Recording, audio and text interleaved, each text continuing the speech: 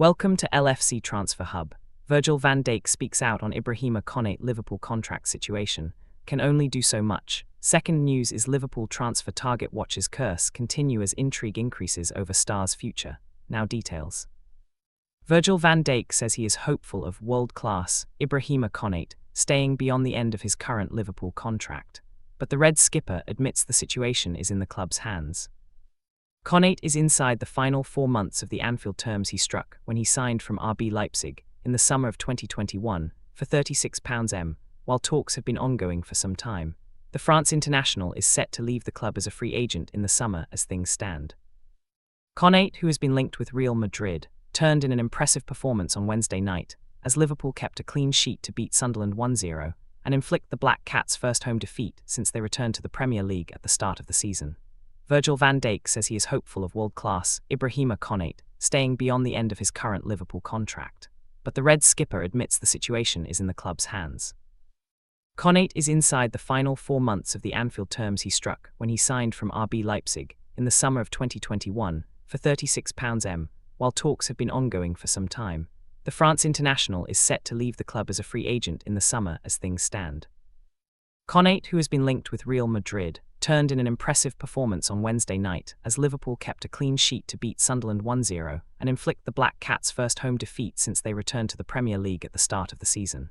He was outstanding, Van Dijk said of Konate's display at the Stadium of Light. He was incredible today. Brobby was with him 90% of the time. Brian Brobby has made a lot of defenders' lives this season pretty difficult, but Ibu did outstanding. We are friends, we speak about everything.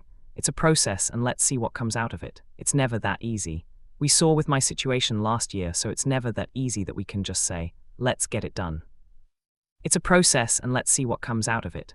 Obviously I want him to stay. He's an important figure on the pitch. That's what everyone sees, but off the pitch as well, he's one of the leaders.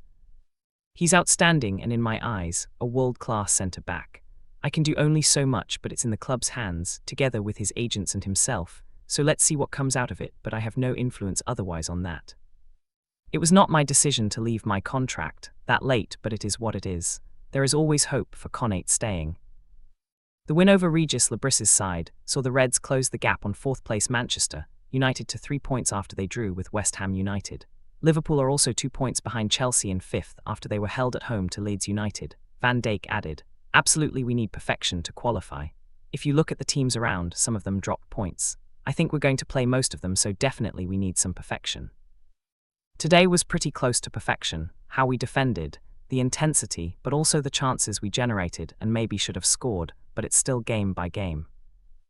Unfortunately, we've got Wataru Endo out now, hopefully not too long, but it could be. We're very thin at the moment. We need everyone available, but it's a combination of being ready, physically and mentally. For example, last game losing to Manchester City, in that manner at home, and you have to be strong to come back from that. That's why I'm proud of the guys today and the shift they put in. It's an important 3 points. I'm confident in my team, and it's down to us to show that each and every 3-4 days. Now our focus turns to the FA Cup, then we have a long week to prepare for Nottingham Forest. It's a good win, now we recover and go back home. What gives confidence is the performance, not that we won here or broke their record, it's the performance. Defensively, we were very good. Offensively, we should have scored more, but we take the 3 points. There's plenty of improvement if you compare our games to that period in November, but I feel like we're still not where we want to be. That's down to us, but games like tonight show we're in a good way, but we have to keep going. Second news is Liverpool transfer target watchers curse continue as intrigue increases over Star's future. Liverpool's right-back curse continues. With Jeremy Frimpong and Connor Bradley injured, and Joe Gomez fit enough only to return for bench duty, Dominic Szoboszlai's daft dismissal at the weekend meant it was the turn of Wataru Endo to step into the breach. Having done likewise to decent effect when pressed into early service against Karabag a fortnight ago, Endo, in the week of his 33rd birthday, wasn't coming in entirely cold. Nevertheless, this was only the Japan international's second top-flight start under Arne Slot, with the other coming in midfield at Chelsea last May after the title had already been won. Up against Nilson Angulo, the recent Sunderland signing making a first start for his new club, Endo soon warmed to his task and revelled in the physicality while increasingly offering himself as an outlet going forward. But it was when making a vital touch to stop the Sunderland winger, converting at the far post in the second half, that he suffered an injury that eventually led to him leaving on a stretcher. Initial suggestions Endo now faces a lengthy spell on the sidelines cast, an unwelcome shadow on an otherwise encouraging evening. All the while, Lucial Geertruida, the player Liverpool failed to recruit earlier this month as a temporary solution to their defensive ills, sat on the Sunderland bench until the closing moments.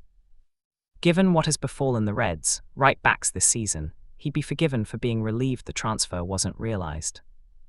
Alisson and Konate step up. This was a landmark 250th Premier League appearance for Alisson Becker, but the goalkeeper undoubtedly had another reason to mark the occasion.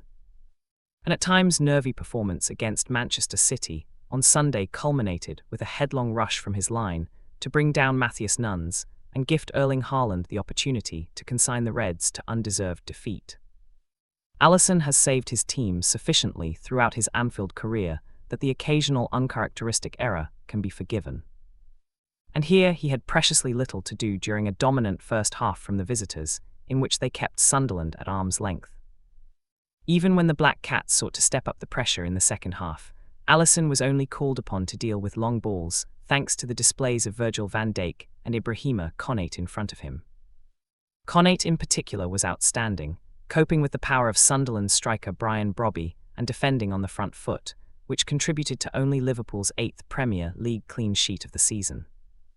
And having rediscovered his form in recent months, it serves only to increase the intrigue over his future, with a new contract having still not been agreed. Slot sidesteps unwanted first. So Slot avoids another unwanted record.